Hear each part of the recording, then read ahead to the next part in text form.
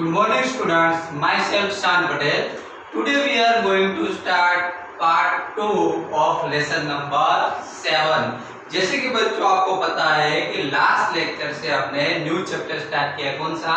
Lesson number 7, conservation of plants and animals. Conservation of plants and animals मैंने आपको last lecture में समझाया था कि conservation of plants and animals का मीनिंग्स क्या होता है। कंजर्वेशन का मतलब होता है कि प्रोटेक्ट करना, उसको प्रिवेंट करना, बचाना। प्लांट्स और एनिमल्स को किस तरीके से कंजर्व किया जा सकता है, किस तरीके से बचाया जा सकता है। तो पार्ट 1 में हमने डिफोरेस्टेशन के बारे में समझा था बच्चों। एक बार फिर से मैं शॉर्ट में आपको डिफोरेस्टेशन के बारे में समझा दूं कि डिफोरेस्टेशन का मतलब होता है कि ट्रीज कट करना। क्या करना? ट्रीज कट करना। मैक्सिमम ट्रीज कट होती है कोई लैंड से तो उसको डिफोरेस्टेशन कहा जाता है। बराबर, जैसे समझ लो कि कहीं कोई प्लेस में फॉरेस्ट है, वहां की सब ट्रीज कट करके वहां पे हम रेसिडेंट एरिया बना दे या फिर वहां पे फैक्ट्री बना दे, समझ में आया? तो उसको क्या बोलेंगे? डिफोरेस्टेशन कहा जाता है। डिफोरेस्टेशन का मतलब हमने ट्रीज क्या कर दी? कट कर दी, बराबर, और लैंड को बाद में हमने दूसरे पर्पस के लिए यूज किया तो उसको डिफोरेस्टेशन कहते हैं। और लास्ट लेक्चर में मैंने आपको ये भी समझाया कि डिफोरेस्टेशन होने की वजह से, ट्रीज कट होने की वजह से बहुत सारे हार्मफुल इफेक्ट्स होती है। जैसे कि हमारे ट्रीज कट होने की वजह से ऑक्सीजन लेवल कम होता है, कार्बन डाइऑक्साइड लेवल इंक्रीज होता जाता है, जिसकी वजह से हमारे एटमॉस्फेयर में प्रॉब्लम होती है ना। ओके, तो उसके आगे आज हम समझने जा रहे हैं बच्चों conservation of forest and wild life. देखिए यहाँ पे conservation of forest and wild life. अभी फॉरेस्ट को और वाइल्ड लाइफ को, फॉरेस्ट और wild life means animal life, बराबर। वाइल्ड लाइफ मींस जो फॉरेस्ट में जो एनिमल रहते हैं वैसे एनिमल्स। तो अभी फॉरेस्ट और वाइल्ड लाइफ को अगर हमको कंजर्व करना हो, अगर हमको उसको प्रोटेक्ट करना हो तो क्या करना चाहिए, उसके बारे में हम आज इस वीडियो में समझेंगे। Okay, to protect our flora and fauna and their habitats, protected areas called wildlife sanctuaries, national parks and biosphere reserves have been earmarked। देखो बच्चों, यहाँ पे हमको ये समझाया गया है कि अगर हमको फ्लोरा एंड फौना को अगर हमको प्रोटेक्ट करना हो, किसको? Flora and fauna. देखिए बच्चों, यहाँ पे फ्लोरा एंड फौना शायद आपके लिए न्यू वर्ड है, तो मैं आपको समझा दूं कि फ्लोरा का मीनिंग होता है प्लांट्स। फ्लोरा का मीनिंग क्या होता है? प्लांट्स, ट्रीज, बराबर। उसमें फॉरेस्ट आ गया पूरा फ्लोरा में, प्लांट, ट्रीज, वो सब फ्लोरा में इंक्लूड होता है। और फौना का मतलब है कि एनी वाइल्ड लाइफ। फौना का मतलब क्या है? वाइल्ड लाइफ, जो वाइल्ड एनिमल्स होते हैं उसके लिए, बराबर। तो वाइल्ड लाइफ सब एनिमल्स इसमें इंक्लूड हो जाते हैं। तो फ्लोरा का मतलब होता है plant and trees and fauna का मतलब होता है वाइल्ड लाइफ, बराबर। तो हमको फ्लोरा एंड फौना को अगर हमको प्रोटेक्ट करना हो तो क्या करना चाहिए? तो to protect our flora and fauna and their habitats. Flora and fauna और उसके हैबिटेट, हैबिटेट मींस जहां पे वो रहते हैं उसको उसका हैबिटेट कहा जाता है। जैसे कि लाइक समझ लो कि एलिफेंट है तो मोस्टली वो फॉरेस्ट में रहता है, बराबर। तो एलिफेंट का हैबिटेट कौन सा हुआ? फॉरेस्ट हुआ। ओके, तो अगर फ्लोरा और फौना को प्रोटेक्ट करना हो, उसके हैबिटेट को प्रोटेक्ट करना हो तो सबसे पहले किसको प्रोटेक्ट करना पड़ेगा? So protected areas called wild life sanctuaries. इस एरिया को प्रोटेक्ट करना पड़ेगा, जैसे कि वाइल्ड लाइफ सेंचुरीज है, नेशनल पार्क्स है, biosphere reserve have been earmarked. बच्चों, यहाँ पे ये कहा गया है कि अगर आपको फ्लोरा एंड फौना और उसके हैबिटेट को आपको प्रोटेक्ट करना हो तो उसके लिए आपको किसको प्रोटेक्ट करना पड़ेगा? तो उसके लिए आपको wild life sanctuaries, national park और बायोस्फीयर रिजर्व दिए गए हैं, बराबर, जिसको वहां पे फ्लोरा एंड फौना को वहां पे रखा जाता है। उसको अगर वो प्रोटेक्ट होगा तो flora and fauna automatically protect होगा, बच जाएगा। ओके, तो ये जो 3 वर्ड्स आए, wild life sanctuaries, national park and biosphere reserve, ये डिटेल में हम यहाँ पे नीचे यहाँ पे डिटेल में वो समझेंगे। Okay, now plantation plantation, cultivation, grazing, felling trees, hunting and poaching are prohibited there.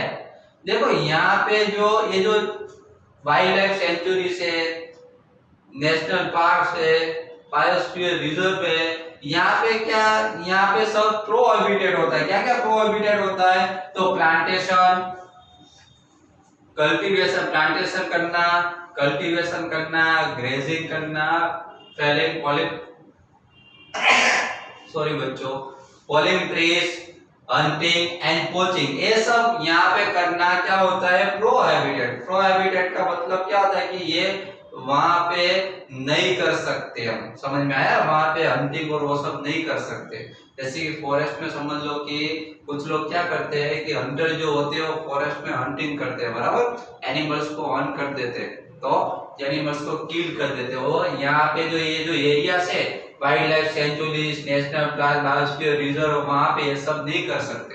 Okay, and अभी हम ये डिटेल में इसके बारे में समझेंगे कि वाइल्ड लाइफ सेंचुरीज क्या है, what is national park, what is biosphere reserve, इन सबको अब हम डिटेल में समझने जा रहे हैं। Okay, so see here, wild life sanctuaries, our first topic is wildlife sanctuaries, areas where animals are protected from any disturbance to them and their habitat। तो बच्चों यहाँ पे हमको ये कहा गया है कि area where animals are protected, ऐसा एरिया जहाँ पे एनिमल्स क्या हो, एनिमल्स को प्रोटेक्ट किया जाए। Okay, and from any disturbance to them and their habitat। तो यहाँ पे बच्चों ये कहा गया है कि areas where animals are protected, ऐसा एरिया जहाँ पे एनिमल्स को प्रोटेक्ट किया जाता है। कहाँ पे? वाइल्ड लाइफ सेंचुरी में। फ्रॉम एनी डिस्टर्बेंस, उसको कोई भी डिस्टर्बेंस ना हो, any disturbance to them and their habitat, उसको एनिमल्स को भी कोई डिस्टर्बेंस ना हो, और वो जहां पे रहते हैं उसका जो हैबिटेट है उसको भी कोई डिस्टर्बेंस ना हो, तो उसको वाइल्ड लाइफ सेंचुरीज कहा जाता है। बच्चों यहाँ पे वाइल्ड लाइफ सेंचुरीज में क्या होता है कि एनिमल्स होते हैं वो वाइल्ड, ऐसा एरिया फिक्स किया जाता है जिसको वाइल्ड लाइफ सेंचुरीज बोलते हैं, बराबर। तो वो वाइल्ड लाइफ सेंचुरीज में अलग अलग एरिया में अलग अलग एनिमल्स को रखा जाता है, और वो एनिमल्स को वहां पे फूड और वो सब भी दिया जाता है। ओके ओके, फूड और वो सब दिया जाता है जिससे वो, और वहां पे क्या होता है बच्चों कि वहां पे जैसे कि फॉरेस्ट में कोई भी आ जा सकता है, कोई भी हंटिंग कर सकता है, बराबर। तो यहाँ पे वाइल्ड लाइफ सेंचुरीज में ऐसा नहीं होता, कोई भी वहां पे आ जा नहीं सकता, कोई भी हंटिंग नहीं कर सकता, उसका एरिया फिक्स होता है कि वो एनिमल्स के पास हम नहीं जा सकते, बराबर। Okay, so areas where animals are protected from any disturbance to them, उसको कोई अब डिस्टर्ब नहीं कर सकते, उसको कोई वहां पे हंटिंग नहीं कर सकता। अगर आपने हंटिंग किया तो कानूनी कार्यवाही होती है उसके ऊपर, बराबर, जिसने हंटिंग किया उसके ऊपर, तो उसको हम हंटिंग नहीं कर सकते। ओके, उसको कोई ह्यूमन बीइंग है, कोई भी उसको वो एनिमल्स को डिस्टर्ब नहीं कर सकता। Okay okay, then now second number is national park. अब हम किसके बारे में समझने जा रहे हैं? नेशनल पार्क के बारे में। Areas reserve for wildlife where they can freely use the habitats and their nature resources. बच्चों नेशनल पार्क, जो नेशनल पार्क है वो क्या, नेशनल पार्क जो है वो सिर्फ वाइल्ड लाइफ के लिए ही रिजर्व किया गया है। किसके लिए? Wild life. मैंने आपको आगे भी समझाया कि वाइल्ड लाइफ का मतलब होता है कि एनिमल्स। वाइल्ड लाइफ का मतलब क्या होता है? एनिमल्स। जो फॉरेस्ट में जो एनिमल्स रहते हैं, बराबर, जो वाइल्ड एनिमल्स होते हैं उसको वाइल्ड लाइफ कहा जाता है। ओके, तो ऐसा एरिया जिसमें wild life reserve, wild life animals के लिए रिजर्व किया गया हो, where they can freely use the habitat, जहां पे वो उसका हैबिटेट फ्रीली यूज कर सके। उसका एरिया, मैंने बोला ना, उसका एरिया फिक्स किया जाता है, उसका हैबिटेट अलग अलग फिक्स किया जाता है, वही हैबिटेट वो यूज करता है, बराबर। उसमें कोई दूसरा एनिमल्स नहीं आ सकता। अलग अलग एनिमल के लिए अलग अलग हैबिटेट वहां पे नेशनल पार्क में अलग अलग उसको एरिया में डिवाइड कर देते हैं, सबके लिए अलग अलग हैबिटेट होता है, बराबर। तो दूसरा एनिमल्स उसके हैबिटेट में उसको डिस्टर्ब नहीं कर सकता। एंड देयर नेचुरल रिसोर्सेज, और वहां पे उसके जो नेचुरल रिसोर्सेज है वो सब एनिमल्स जो है वो सब वाइल्ड लाइफ एनिमल्स यूज कर सकते हैं। तो समझ में आया बच्चों वाइल्ड लाइफ सेंचुरीज के बारे में एंड नेशनल पार्क के बारे में हमने समझा। Okay, so our third topic is biosphere reserve. अभी बच्चों आपके दिमाग में एक क्वेश्चन हो कि sir what is biosphere reserve है, बायोस्फीयर रिजर्व क्या है? तो देखिए यहाँ पे see here large areas of protected land for conservation of wildlife, plant and animal resources and terrestrial life of the tribals living in the area. बच्चों biosphere reserve क्या है कि बायोस्फीयर का मतलब होता है कि उसमें ऑल टाइप सभी टाइप के एनिमल्स आ जाते हैं, एनिमल्स ह्यूमन बीइंग सब उसमें आ जाते हैं। वही बायोस्फीयर का मतलब होता है। बायोस्फीयर में सब जितने भी लिविंग थिंग्स है, जितने भी ह्यूमन बीइंग है, जितने भी एनिमल्स है, लिविंग थिंग्स सब उसमें आ जाती है। ओके, तो ऐसा large area of protected land, ऐसी लार्ज एरिया में ऐसी लैंड प्रोटेक्ट की जाती है for conservation of wild life. किसके लिए? तो वाइल्ड लाइफ के लिए, एनिमल्स के लिए, plant and animal resources, plant के लिए वहां पे एनिमल्स भी होते हैं, प्लांट्स भी होते हैं, and animal resources and traditional life of tribal living in the area. और वहां ट्राइबल का मतलब होता है कि वहां पे कुछ लोग रहते हैं, बराबर अलग अलग ट्राइब्स के लोग रहते हैं, उसके लिए भी एक एरिया फिक्स होता है। समझ में आ?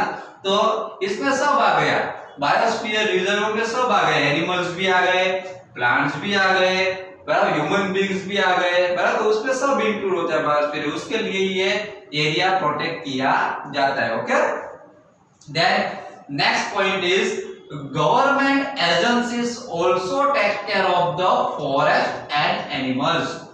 देखो बच्चों ये हमारी जो गवर्नमेंट है, बराबर गवर्नमेंट ने कुछ एजेंसीज प्रोवाइड की है। क्या है? किसके लिए एजेंसी प्रोवाइड किए थे? Agencies also take care of the forest and animals.